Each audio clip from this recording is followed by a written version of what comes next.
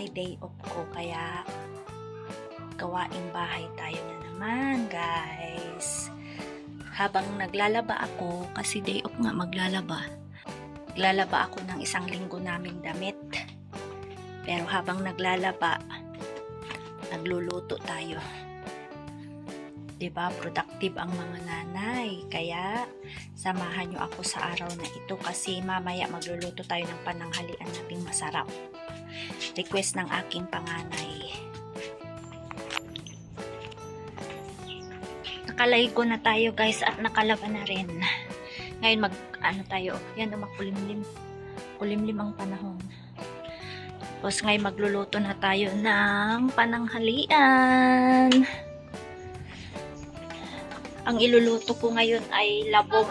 Dinengdeng na labong at saka yung scallops. Ibe-bake ko lang. Bake scallops. Pakulo ko muna itong labong na yan kasi binili ko sa market. Tapos sasahugan ko ng hipon. Yung hipon na maliliit. Saka itong binili kong talbos sa market. Yan, oh. So guys, oh. Saluyot. Saka bulaklak ng kalabasa. Umpisahan na natin magluto, guys. Dali, pesto na kayo dyan.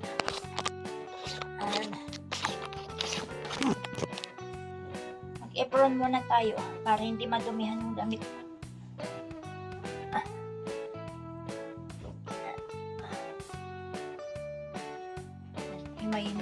Hihimayin na natin ito. Yung mga gulay-gulay natin. Tapos mamaya yung panrekado natin ng scallops natin. Linisan na natin, guys, itong kalabasa.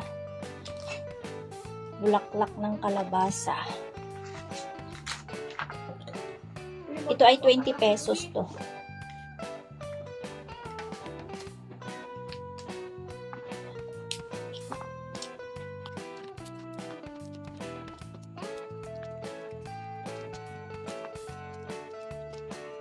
Yung mga iba, sineseparate nila yung ganito, ganyan. Ako hindi na. Sabay-sabay na yan, tapos sabay-sabay na rin iluto.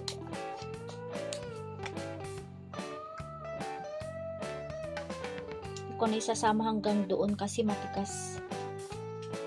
Hindi rin naluluto ng maigi. Kaya hanggang dito lang, pinuputo ko na ganyan.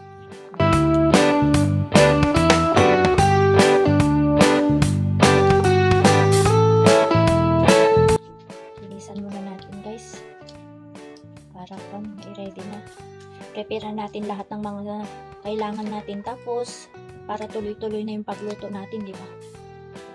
Ayos na. Mamaya. Dinengdeng ng Ilocano na naman ito. Pero hindi inihaw ang isasahog ko. Hipon na maliliit. Binili ko sa market. Tinamad na ako mag-ihaw. Ayokong nabibili dun sa market. Meron naman nagbebenta sa market ng mga inihaw. Inihaw na bangus, ganun, pansahog, pang-ulam. Kaya lang ayaw ko yung inihaw nila doon.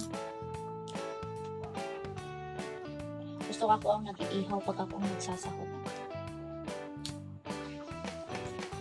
Pabalikan ko kayo mamaya. Pag umpisan na natin, pinapakulo ko na yung labong. Para matanggal yung...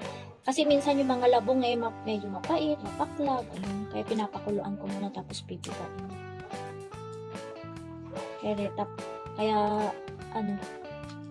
Para ready na mamaya pag dinengdeng na tayo, pag niluto na natin ng tuloy-tuloy.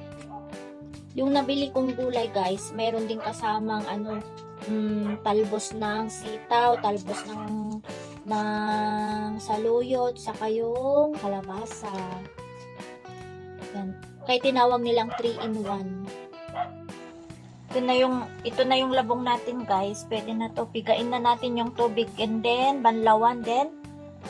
Umpisahan na natin yung dinengdeng na natin na labong. Ito na yung dinengdeng natin. Ilagay na natin itong hipon. Yan, hipon. Maliliit yan. Lagay ko na para yung lasa ng hipon malagay na dun sa sabaw. Ganun lang ang magdinengdeng para mas masarap. Prepare na rin na yung scallops. Yan. Tinutulungan ako guys ng aking bunso maglinis dun sa scallops para i-prepare ko na ito. Ipapahid kong butter at garlic. Gagrind ko lang ito para ready na mamaya. Mas madali. Masarap ang ulam natin. Kumulo na to guys, and then lagyan na natin ng bagoong. Hindi masarap ang dinengdeng kung walang bagoong. Diba? Ilocano tayo eh. Hindi masarap ang dinengdeng kung walang bagoong. Ito na yung bawang natin, i-grind na natin, and then luluto na natin sa butter para ipahid na natin dun sa scallops natin. Itong mga nabubulok na yan, meron akong pinagkukumpusan. Pinaglalagyan ng mga nakukumpos. Yung mga, ano yan? Ano na yung Krista? Tawag doon sa nakukumpos? Biodegradable? Yan, meron. Ang fertilizer, pampataba ng mga halaman. Ako nga rin mamagano. Tulungan daw ako ni Krista para mas mabilis. Kunti na nga lang. Ito na to guys. Tapos yung mga natira ko dyan, ini-stack ko sa ref para pag nagluto na kailangan ng bawang, di na naglilinis o ready to use. Ay handa na tayong gagamitin. Oh yeah, alright. Dry na natin ito. Oh, bilis diba? Oh, yun. That's set. Ito na, oh. Yan, oh. Luluto na natin yung pangpahid natin sa guys, sa pangpahid natin dun sa scallops. Margarine ang ginamit ko, margarine para mas mabango.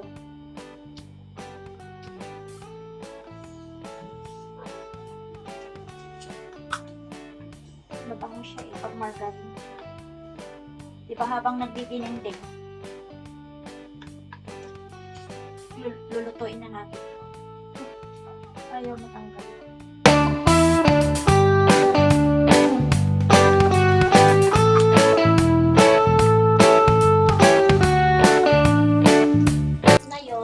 Dadagdagan pa natin. So, yung tira ko pa, kainin na natin kasi papalitan na natin yung bagong gawa. Yan.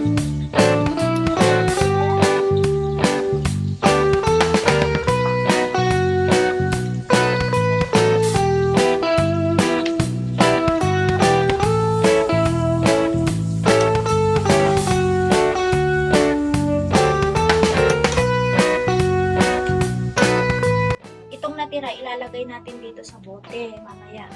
Yung scallops natin dito natin i-bake.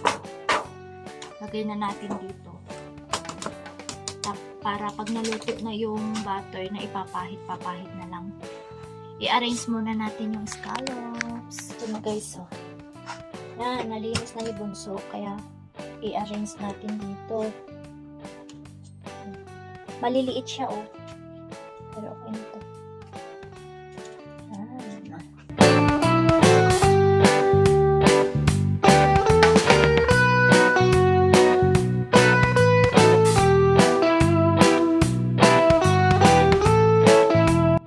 Guys, oh, tinutuloy pa ni bunso yung iba kasi meron pa doon. Papahidan ko na ng butter at garlic.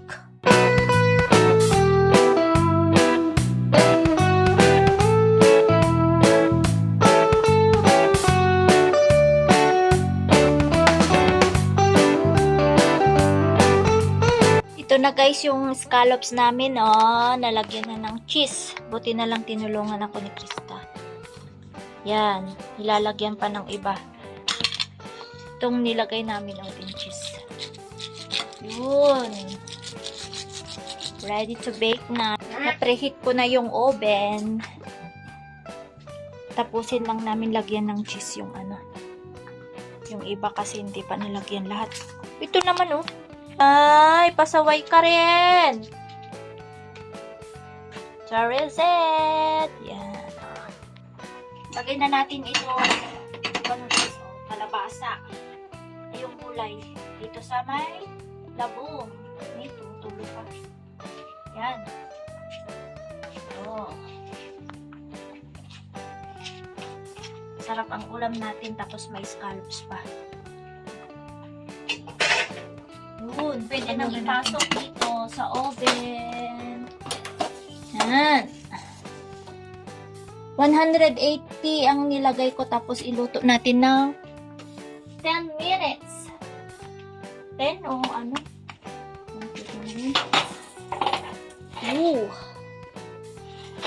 Yun. Charan! Pag nalusaw na yung cheese, okay na yan. Antayin na lang natin maluto. Masarap ang ulam natin, guys. Masarap. Paborito yan ng anak ko eh. Kaysa kakain kami sa labas, ako na lang magluto kasi ang mahal. Ang mahal sa restaurant. Kaya ako na lang magluluto. Diba? Kung may nabibili naman, di tayo na lang magluto. Kung kaya nating iluto, iluto na lang sa bahay. Siguro magkano kaya sa labas yan. Pag nag-order tayo sa mga restaurant na mga sikating restaurant. Ito guys, mga ano yun, itong cover na shell niya na ito. Ibibilad ko baka pwedeng gagamitin sa mga project ng mga bata. Diba ito tinatawag na kapis, yung ginagawang bintana ng mga sinauna noon. Ito oh. Yan, diba? Kapis yatang tawag nito dito. Bibilad ko yan.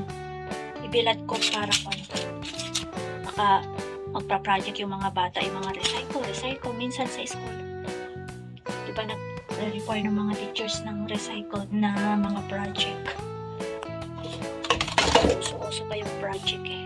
Maghugas muna tayo yung mga nagamit natin habang niluluto yung ulam natin. Washing. Maghugas muna tayo.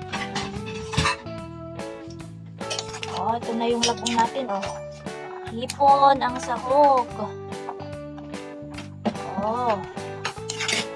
Mga natin kung tama yung lasa nito.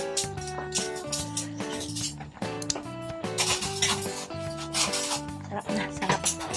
Ito na guys. Ito na oh. Lagay na natin dito tapos kakain na tayo. Ayan.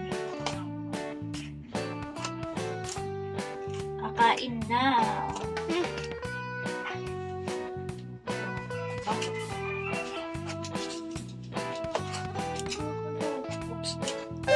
Yan na guys, oh, kain na tayo. Tapos yung labong, may paglagyan kami ng shell dyan. Yan. Kain. Kain tayo, people. Ang sarap ng ulam namin. Wow. Ang sarap na. Thank you, Lord. Thank you, Lord. Walang tikim. Ate, kuha ka nga ng teaspoon na. Teaspoon at saka serving spoon. Ayoko na. Lagyan natin ng ng lemon juice. Bakit nakapasok yung langaw? Nakapasok yung langaw. Kiwi, no! Tikman nga natin.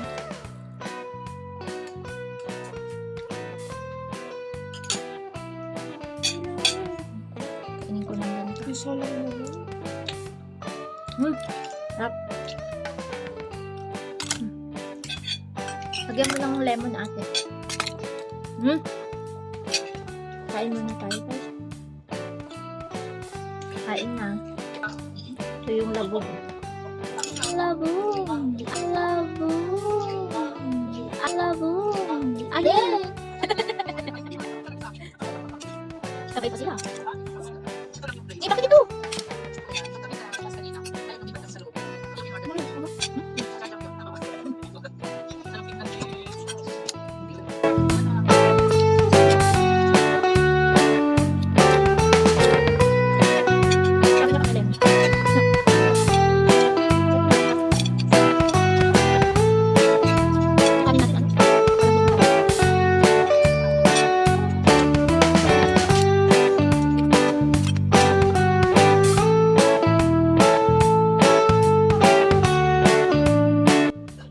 na tayong kumain, guys. Kaya pahinga-pahinga na tayo. Itong sobra natin ng garlic kanina, guys. Ito na natin. Ilagay na natin sa bote. For future use. Ikaw, diba? Naka-English po. Tapos ilagay na natin sa ref para pag nagluto tayo at kakailanganin natin ng bawang. Hindi na tayo nagmamadali na maglinis-linis ng bawang. Bawas kawain.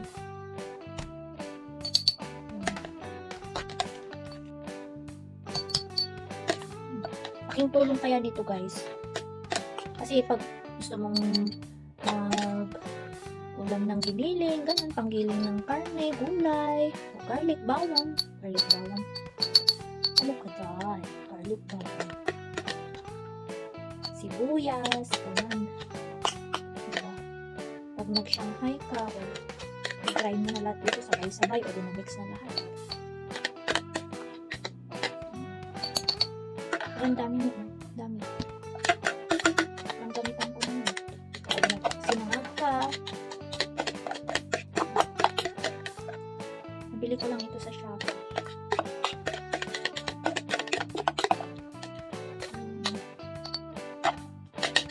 Saigin natin. Sayang eh. Diba pag nagmamadali ka, yung hirap magkakaroon ng bawang, bawas gawain pa ito eh. Nabawasan ng gawin natin. Yung tulong nito. Yun. Charan. Lagay na natin sa rep. Hanggang ba dito sa takip pala. Sayang din yan. Pera naman.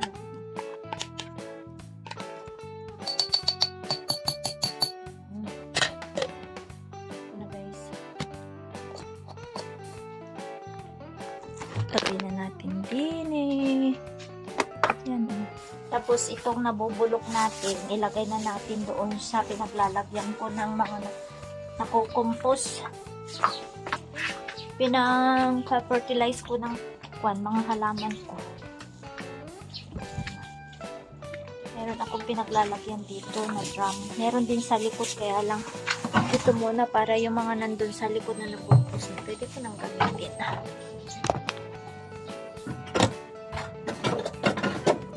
Makulimlim guys, hindi ko alam kung matutuyo yung mga sampay namin. Saan pagulimlim? Ito oh, ito ko lang nakalagay.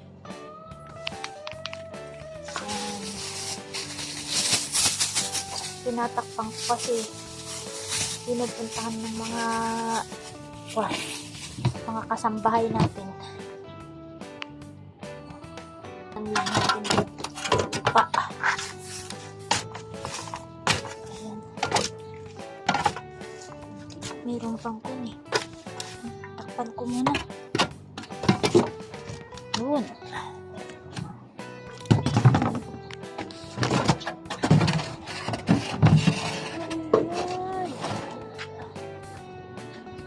Makulimlim guys, makulimlim.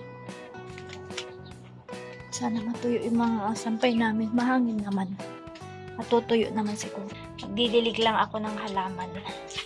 Yung mga hindi nauulanan. Para minsanan na bago ako magpahinga. Bye ulit! See you in my next vlog kung kailan ulit.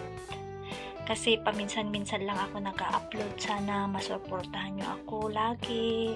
Panoorin yung mga kung ano-ano kong nai-upload. Salamat!